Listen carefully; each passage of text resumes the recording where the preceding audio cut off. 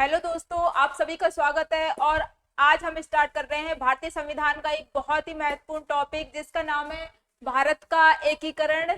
और इससे पहले हम भारतीय संविधान के कुछ टॉपिक्स कवर कर चुके हैं, जैसे प्रस्तावना हो या फिर डीपीएसपी राज्य के नीति निर्देशक तत्व हो, और इसके अलावा जैसे मूल अधिकार और संविधान सभा, हमने ये सभी टॉपिक्स कवर कर लिए हैं। और जो कि हम जैसे सेकंड ग्रेड हो या फिर पटवारी वीडियो फोर्थ ग्रेड, सभी एग्जाम्स में बहुत ज्यादा इंपॉर्टेंट है।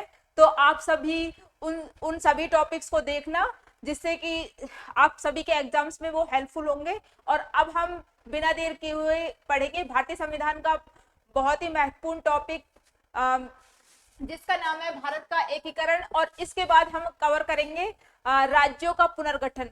तो अब हम इसे स्टार्ट करते हैं।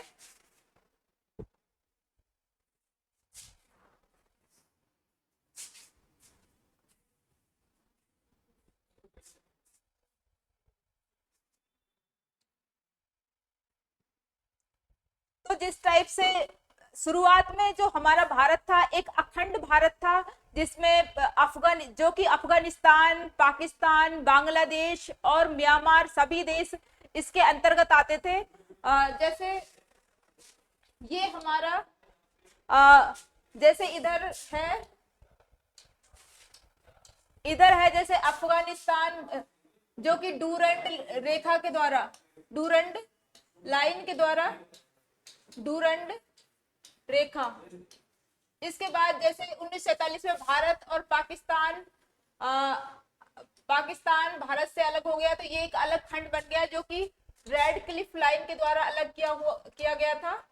Red Cliff line, Radcliffe रेखा।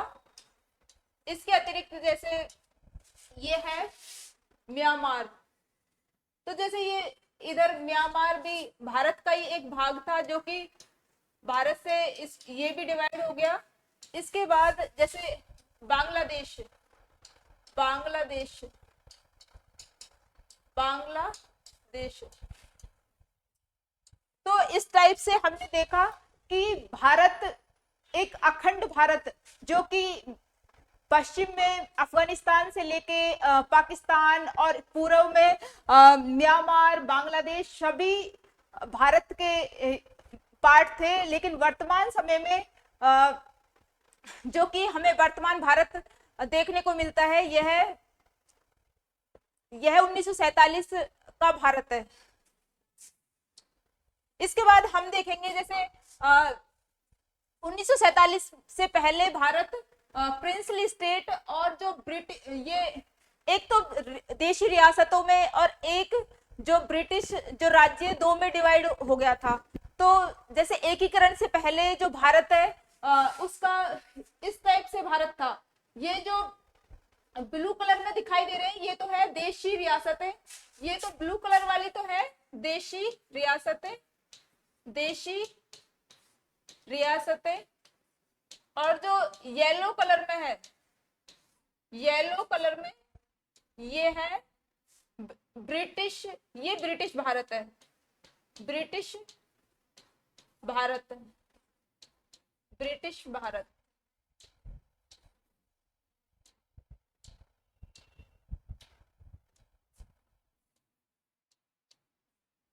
जैसा कि हम देख रहे हैं इस मैप में, येलो कलर में तो जो जो कि ब्रिटिश भारत था, उस टाइम का जो इंडिया था 1947 से पहले का, जो कि अंग्रेजों के प्रत्यक्ष नियंत्रण में था, वो तो है येलो कलर में। और जो ब्लू कलर में है, ये है जो देशी रियासतें, जो कि अंग्रेजों के अप्रत्यक्ष नियंत्रण में थी, और जो हमारे राजा थे, राजा महाराजाओं के प्रत्यक्ष नियंत्रण में थी, और ये अंग्रेजों को टैक्स दिया करते थे। तो इस टाइप से जो भारत है, दो तरीके से डिवाइड हो रखा था, एक तो देशी रियासतें और एक ब्रिटिश भारत। तो आज हम जो भारत का एकीकरण देखेंगे, उसके अंतर्गत एक जैसे हैदराबाद हमारी रियासत है, ये रही हैदराबाद रियासत, हैदराबाद रियासत, हैदराबाद रियासत को देखेंगे। और एक देखेंगे इधर जूनागढ़, जूनागढ़ को, जूनागढ़। इसके अतिरिक्त जैसे ये है जम्मू कश्मीर वाला पार्ट,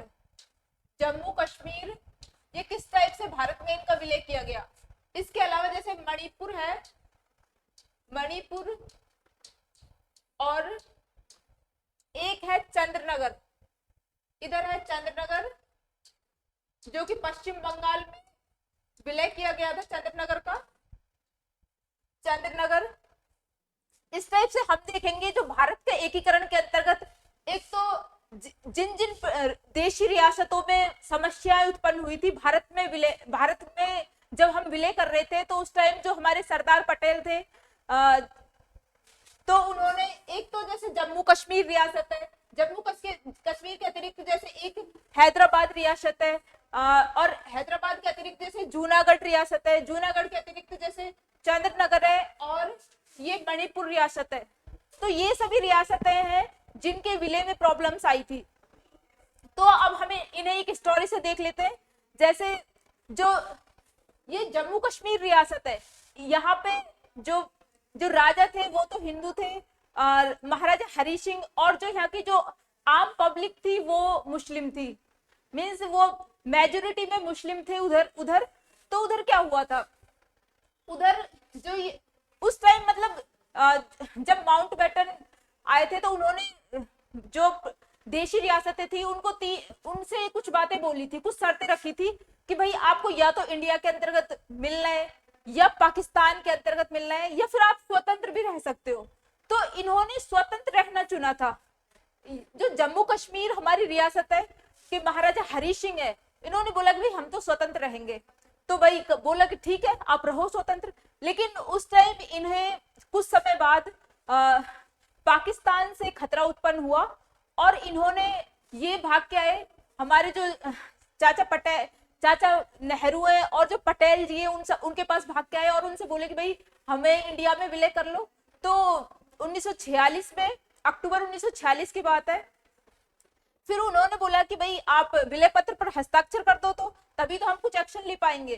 तो 26 अक्टूबर 1947 को की आधी रात का टाइम है, तो 26 अक्टूबर 1947 को इसका जम्मू कश्मीर का भारत में इन्होंने विलय पत्र पर हस्ताक्षर कर दिए और इसका भारत में विलय हो गया। कब हुआ था? 26 अक्टूबर 1947 को, 26 अक्टूबर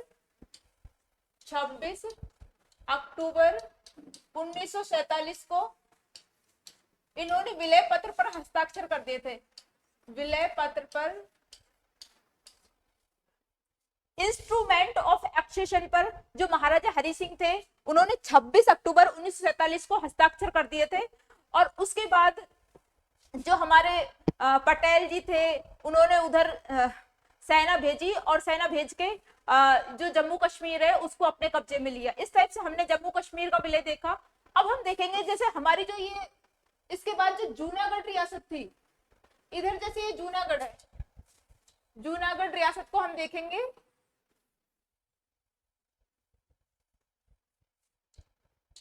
जूनागढ़ जैसे इधर ये वाला पार्ट जूनागढ़ है गुजरात का, है ना। तो जो जूनागढ़ था यहाँ के राजा थे महावत खान, और यहाँ के जो सेनापति थे वो थे शाहनवाज भुट्टो थे। तो यहाँ पे जो महावत खान थे वो भी पाकिस्तान में ही विलय होना, अपने इसको जूनागढ़ को पाकिस्तान में विलय करना चाहते थे। लेकिन उन्होंने भी फिर इधर भी जनमत संग्रह करवाया। भारत सरकार ने बोला कि भाई इधर जनमत संग्रह करवा लो। तो जनमत संग्रह जब करवाया तो यहाँ की जो पॉपुलेशन थी, यहाँ की जो आम जनता थी, उन्होंने भारत के पक्ष में वोट किया कि भाई हम तो भारत में मिलना चाहते हैं। इसके बाद जो जूनागढ़ रियासत है इसका भारत में विलय कर लिया गया। तो ये जैसे जूनागढ़ रियासत है इसका फरवरी 1948 में भारत में विलय कर लिया गया इसका जूनागढ़ का, जूनागढ़ रियासत का, जूनागढ़ रियासत। ये जैसे जूनागढ़ रियासत है, जूनागढ़ रियासत, इसका फरवरी 1948 में भारत में विलय कर लिया गया और यहाँ के राजा थे महावत खान। इस टाइप से हमने जूनागढ़ रियासत को देखा। और इधर क्या करवाया गया था? जनमत संग्रह। इधर जनमत संग्रह करवाया गया था, जनमत संग्रह द्वारा इसका भारत में विलय किया गया था। इस टाइप से हमने समझा कि जूनागढ़ रियासत का भारत में किस टाइप से विलय किया गया था। अब हम देखेंगे जो हमारी हैदराबाद रियासत थी, हैदराबाद रियासत, इधर ये वाला एरिया ही हैदराबाद है। यहाँ के शासक थे जो आसिफ कुछ ऐसे हैं यहाँ के शासक, निजाम, यहाँ के जो शासक थे ना, ये चाहते थे कि ये भी पाकिस्तान में विलय करना चाहते थे, लेकिन जो हमारी जो गवर्नमेंट थी, क्योंकि ये भारत के बीचों बीच में इधर पड़ता है, इधर से कैसे पाकिस्तान में विलय करेंगे इसे, तो इस टाइप से इधर सेना भेजी गई, लेकिन उसे पुलिस कार्यवाही का नाम दिया जाता है और वो है ऑपरेशन पोलो। तो यहाँ पे इंडिया जो गवर्नमेंट थी उन्होंने ऑपरेशन पोलो के माध्यम से जो हैदराबाद रियासत थी उसका भारत में विलय किया। तो दोस्तों बताइए कौन सा ऑपरेशन था जिसके द्वारा हैदराबाद रियासत का भारत में विलय किया गया? उसका नाम है ऑपरेशन पोलो। तो यहाँ पे पुलिस कार्रवाई की गई थी हैदराबाद में, पुलिस कार्यवाही की गई थी और इसे नाम दिया था ऑपरेशन पोलो। ऑपरेशन पोलो नाम दिया गया इसे। इस टाइप से हमने देखा कि हैदराबाद जो रियासत थी जो कि पाकिस्तान में मिलना चाहती थी, उसे हमने किस टाइप से जन्म संग्रह द्वारा नहीं मिलाया गया था, इसे मिलाया गया था पुलिस कार्यवाही द्वारा, और जिसे ऑपरेशन पोलो नाम दिया गया। अब इसके अतिरिक्त एक तो जैसे चंद्रनगर है, ये चंद्रनगर पड़ेगा पश्चिम बंगाल साइड। तो जो चंद्रनगर था इसे मुक्त करवाया गया था फ्रांसीसियों से, 1948 में मुक्त करवाया गया था, और उसके बाद 1954 में इसका पश्चिम बंगाल में विलय कर दिया गया।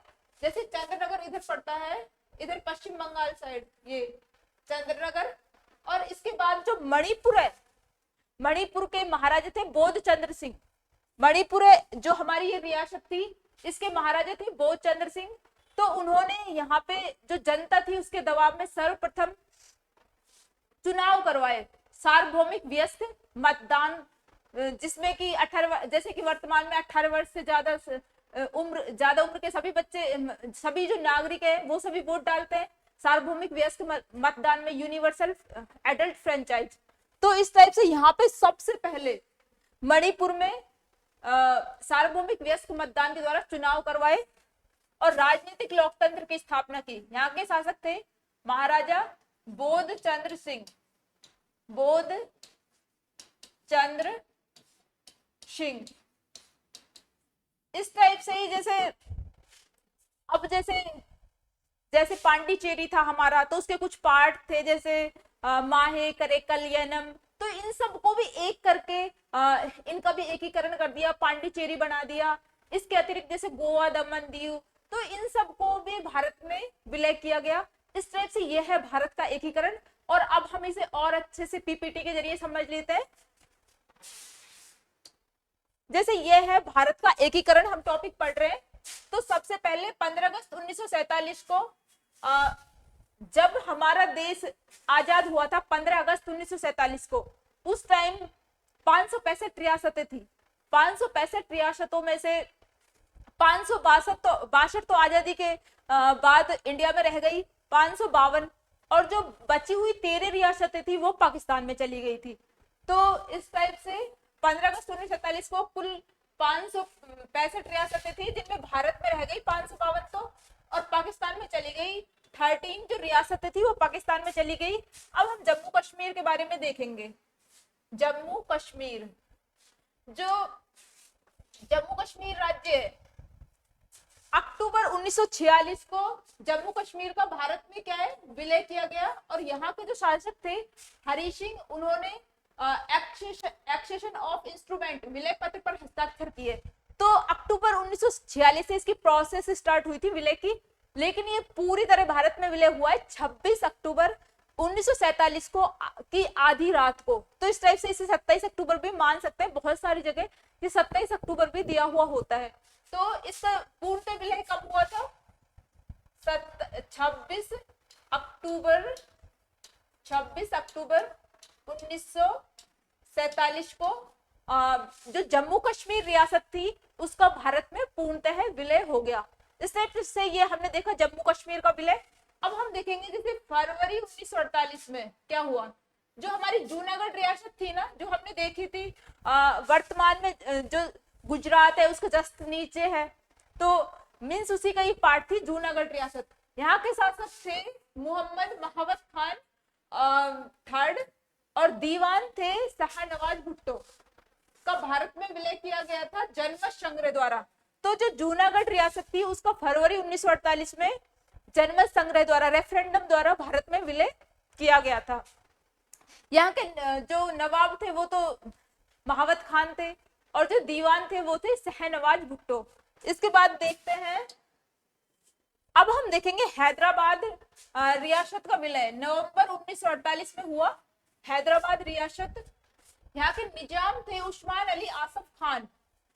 उस्मान अली आसिफ खान, और पुलिस कार्यवाही से ऑपरेशन पोलो नाम दिया गया इसे, भारत में विलय किया गया। अब जैसे कि हमने देखा था, जो हैदराबाद रियासत है उसको यहाँ पे हमने भारत सरकार ने क्या किया था, क्योंकि भाई भारत के बीच का एरिया है तो इसे पाकिस्तान को नहीं दे सकते, इसलिए यहाँ पे सेना भेजी गई थी। और लेकिन हम उसे पुलिस कार्यवाही का ही नाम देते हैं, और इसे हमने नाम दिया ऑपरेशन पोलो। तो इस टाइप से हमने जो हैदराबाद रियासत है उसका भारत में विलय किया, और यहाँ पे निजाम उस्मान अली आसिफ खान थे। अब ये है चंद्रनगर। 1948 में इसमें भी हमने जनमत संग्रह से 97% लोगों ने भारत में विलय का समर्थन किया, और 2 फरवरी 1951 को भारत को हस्तांतरित, और 2 अक्टूबर 1954 को पश्चिम बंगाल में विलय।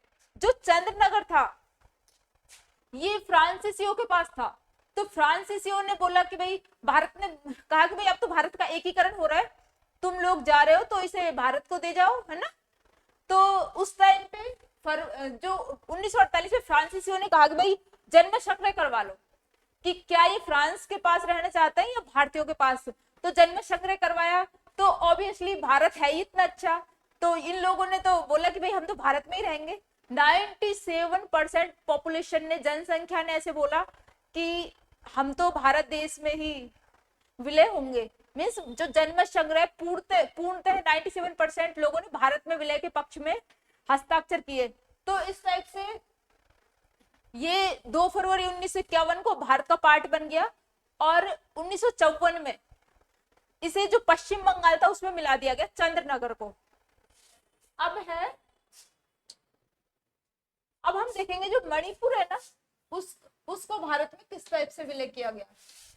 मणिपुर रियासत, मणिपुर में जनमत के दबाव में यहाँ के जो महाराजा थे बोधचंद्र सिंह ने जून 1948 में चुनाव करवाया, और इसके बाद मणिपुर रियासत में संवैधानिक राजतंत्र कायम हुआ, और मणिपुर भारत का पहला भाग है जहां सार्वभौमिक वयस्क मताधिकार के आधार पर के सिद्धांत को अपनाकर चुनाव हुए। जो मणिपुर था 1948 में, यहाँ पे भी यहाँ के जो महाराजा थे बोधचंद्र सिंह, इन्होंने सर्वप्रथम जो जनता के दबाव में आके चुनाव करवाए थे, जो वर्तमान में करवाते हैं ना, जैसे हमारे जो एमपीज के एमएलए के चुनाव होते हैं, वो यूनिवर्सल एडल्ट फ्रेंचाइज, मतलब सार्वभौमिक वयस्क मतदान के आधार पर ही होते हैं, उसमें हम प्रत्यक्ष रूप से जाते हैं और वोट डाल के आते हैं। तो इस टाइप से वोट करवाई यहाँ पे भी, मणिपुर में भी। और मणिपुर रियासत में संवैधानिक राजतंत्र कायम हुआ, और भारत का पहला भाग है ये जहां पे इस टाइप से चुनाव करवाए गए थे। इस टाइप से हमने मणिपुर का विलय देखा। अब हम देखेंगे 1954 में यनम, पांडिचेरी, करेकल और माहे को फ्रांसीसियों से मुक्त करवाया गया, और इसी वर्ष दादरा और नगर हवेली को भी पुर्तगालियों से मुक्त करवाया गया। जो ये कई सारे पार्ट है, यनम, पांडिचेरी, करेकल और माहे, इन सबको मिला के एक जो वर्तमान में जो पुदुचेरी है ना, पांडिचेरी, वो इन चारों को मिला के एक बनाया गया था, और इसको फ्रांसीसियों से मुक्त करवाया गया था 1954 में। इसके अतिरिक्त जो दादरा और नगर हवेली है, इसको पुर्तगालियों से मुक्त करवाया था। अब 1961 में जो गोवा, दमन दीव को पुर्तगालियों से मुक्त करवाया। जो गोवा राज्य है, इसके अतिरिक्त जो दमन दीव है, इसको भी जो पुर्तगाली थे उनसे मुक्त करवाया। जो भारत है, तो भारत के जो जैसे ये इंडिया हो गया, तो इंडिया के जो ये पश्चिमी साइड है ना, ये वाली साइड में तो ज्यादातर कौन रहते थे, ये वाली साइड में तो ज्यादातर पुर्तगालियों का कब्जा था, पुर्तगाली। और इस साइड ज्यादातर फ्रांसीसियों का,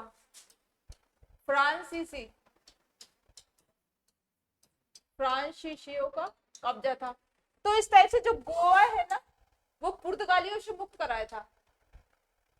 किससे?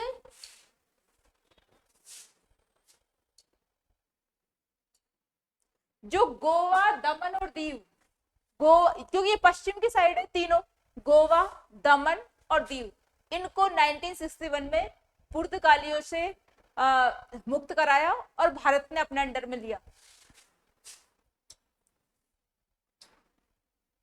और अब हम देखेंगे कुछ संविधान संशोधन है, जैसे 10वां संविधान संशोधन 1961। इसमें क्या था, जो दादरा और नगर हवेली का भारत में विलय कर लिया गया और इसे केंद्र शासित प्रदेश बनाया गया अनुच्छेद 240 के तहत।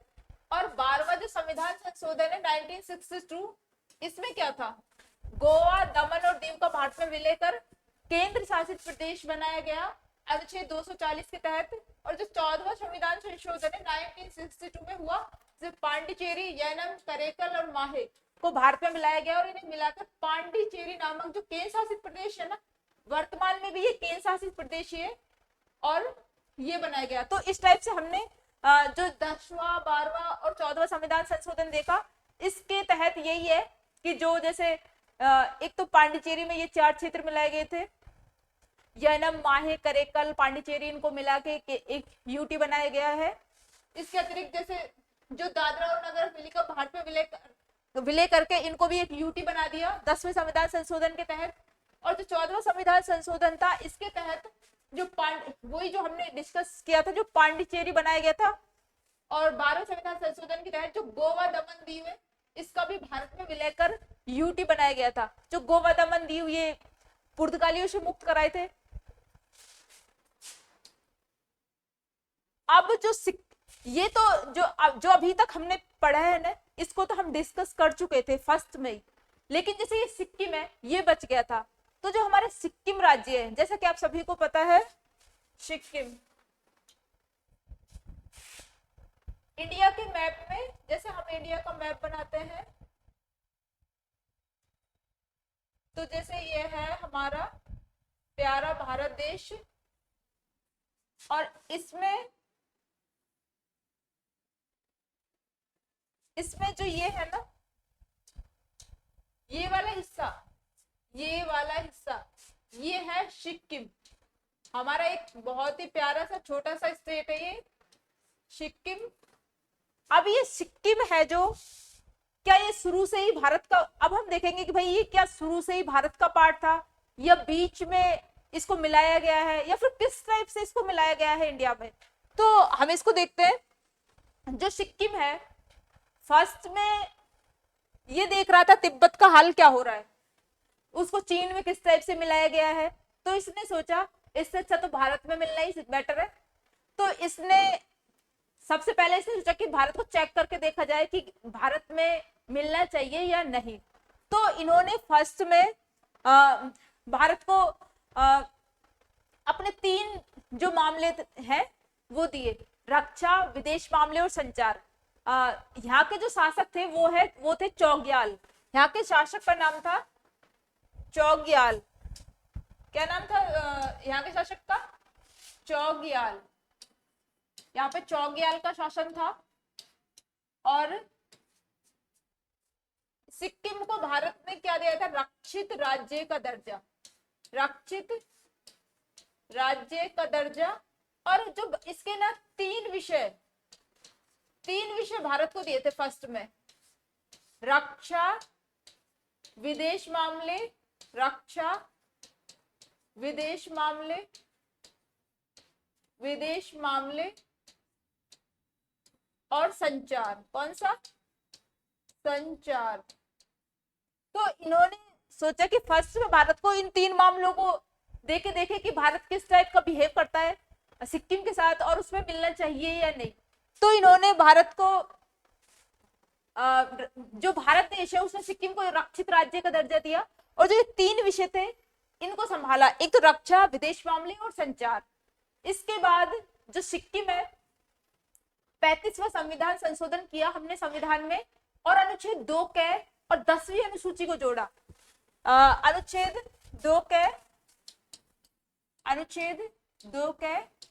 और जो 10th शेड्यूल है ना, 10th शेड्यूल 10वीं अनुसूची 10th शेड्यूल को ऐड किया, और इसके अतिरिक्त इसको ना कुछ विशेषाधिकार भी दिए, कुछ विशेषाधिकार दिए गए सिक्किम को हमने भारत में मतलब एक तो अनुच्छेद 2 के और 10वीं अनुसूची को जोड़ा 35वें संविधान संशोधन के तहत, और कुछ विशेषाधिकार दिए कि भाई इसके जो सदस्य हैं, जैसे लोकसभा है, राज्यसभा है, उसमें भी 2-2 सदस्य सिक्किम से आएंगे, लेकिन जो हमारा राष्ट्रपति का जो चुनाव होता है उसमें वो पार्टिसिपेट नहीं कर सकते। इसके अतिरिक्त जो हमारी भारतीय प्रशासनिक सेवाएं हैं उसमें भी जो ये सिक्किम के जो नागरिक है वो भाग ले सकते हैं, एलिजिबल है उसके लिए भी, मीन्स वो हमारे यहाँ पे सिविल सेवक भी बन सकते हैं। इसके अतिरिक्त जैसे और भी उन्हें बहुत सारे विशेषाधिकार दिए 35वें संविधान संशोधन के तहत। किसके तहत? 35वें संविधान संशोधन के तहत 35वां कॉन्स्टिट्यूशनल अमेंडमेंट किया गया 1974 में, और उसके तहत सिक्किम को ये कुछ विशेषाधिकार दिए गए थे। इसके बाद सिक्किम की जो जनता है उसने 1975 में बोला कि भाई भारत तो एक बहुत अच्छा देश है, और अब हम भारत के साथ जब रह ही रहे हैं तो हमें भारत के साथ रहने में अच्छा लग रहा है, इसलिए हम 1975 में सिक्किम में जनमत संग्रह हुआ, और सिक्किम जो है उसने भारत के विलय में हस्ताक्षर किए, भारत के विलय के पक्ष में हस्ताक्षर किए वहां की जो आम जनता है उसने। इस टाइप से जो सिक्किम है उसका 1975 में हमने एक अमेंडमेंट किया 36वां संविधान संशोधन, और उसके तहत उसका भारत में विलय कर लिया गया। तो सिक्किम का भारत में कौन से संविधान संशोधन के तहत विलय हुआ है? 36वें संविधान संशोधन 1975 के तहत 1975 के तहत इसका जनमत संग्रह करवाया गया। इधर जनमत संग्रह करवाया गया और भारत में विलय कर लिया। इसका भारत में विलय हो गया इस टाइप से सिक्किम का। तो इस टाइप से हमने देखा जो सिक्किम है उसका भारत में विलय किस टाइप से हुआ। तो इसमें तो जो 36वां संविधान संशोधन किया गया था तो जन्म संग्रह के तहत वहां की जो पॉपुलेशन थी, वहां की सिक्किम की जो जनता है, उन्होंने भारत के पक्ष में वोट किया और भारत में इस टाइप से इसका विलय हो गया। और जो अनुच्छेद 2 के हमने जोड़े थे 35 संविधान संशोधन के तहत, तो जो अनुच्छेद 2 के है और 10वीं अनुसूची है उसको इसके तहत हटा दिया गया। अब हम इसे पीपीटी से समझ लेते हैं। जैसे ये सिक्किम है, ये सिक्किम है और सिक्किम में चौगियारी का शासन था, उसे धर्मराज भी कहा जाता था। सिक्किम को पहले रक्षित राज्य का दर्जा दिया। किसका? रक्षित राज्य का दर्जा दिया। और सिक्किम ने अपने 3 विषय भारत को दिए। इसके तहत 3 विषय भारत को दिए। वो कौन से थे? विदेश मामले, रक्षा और संचार, एक्सटर्नल अफेयर्स, डिफेंस और जो यहाँ की कम्युनिकेशन था, वो ये तीनों एक्सटर्नल अफेयर्स, डिफेंस और ये कम्युनिकेशन तीनों भारत को सौंप दिए। इसके अतिरिक्त जैसे सिक्किम विधानमंडल ने जो सिक्किम शासन अधिनियम 1974 पारित किया और इसके तहत भारत को एक तो कहा कि उत्तरदायी शासन की बात की और भारत के साथ राजनीतिक सहयोग की बात की। और यहाँ का जो शासक था चौगियाल, ये इसको संवैधानिक प्रमुख रखा गया। इन्होंने क्या किया, जो सिक्किम है ना, इसने यहाँ की जो विधानमंडल है उसने सिक्किम शासन अधिनियम 1984 पारित किया और इसके तहत 3 बातें की। वो 3 बातें कौन सी थी? एक तो जो चौगियाल था यहाँ का शासक, उसको तो संवैधानिक प्रमुख बनाया गया। इसके अतिरिक्त उत्तरदायी शासन की बात की और भारत के साथ राजनीतिक सहयोग की बात की। अब नेक्स्ट नेक्स्ट फिर भारत में 35वां और 36वां संविधान संशोधन करेगा, जो कि हमने डिस्कस किया था। 35वें संविधान संशोधन 1974, 35वें संविधान संशोधन द्वारा सिक्किम के साथ संबंधों को और मजबूत बनाया गया। क्या किया गया? और मजबूत बनाया गया और सिक्किम को सहायक राज्य का दर्जा दिया। किसका? सहायक राज्य का दर्जा दिया। इस हेतु संविधान में अनुच्छेद 2 के तथा 10वीं अनुसूची जोड़ी गई और इसके तहत जो संविधान में अनुच्छेद 2 के और 10वीं अनुसूची जोड़ी गई थी और जो सिक्किम को कुछ विशेषाधिकार दिए गए थे, अब हम उन्हें देखते हैं कि वो कौन कौन से हैं। एक तो लोकसभा और राज्यसभा में 2 सदस्य जाएंगे, लेकिन जो राष्ट्रपति के चुनाव में ये भाग नहीं ले सकते। जो राज्यसभा है और लोकसभा है, प्रत्येक में 2-2 सदस्य जाएंगे, लेकिन ये दोनों क्या करेंगे? राष्ट्रपति के चुनाव में भाग नहीं ले सकते। इसके बाद है सिक्किम के जो नागरिक हैं वो भारतीय प्रशासनिक सेवा हेतु योग्य हैं, उच्च शिक्षा संस्थानों में प्रवेश, ये भारत में उच्च शिक्षा संस्थानों में प्रवेश ले सकते हैं। कालांतर में 1975 में जनमत संग्रह करवाया, जिसमें सिक्किम की जनता ने भारत में विलय के पक्ष में मतदान दिया।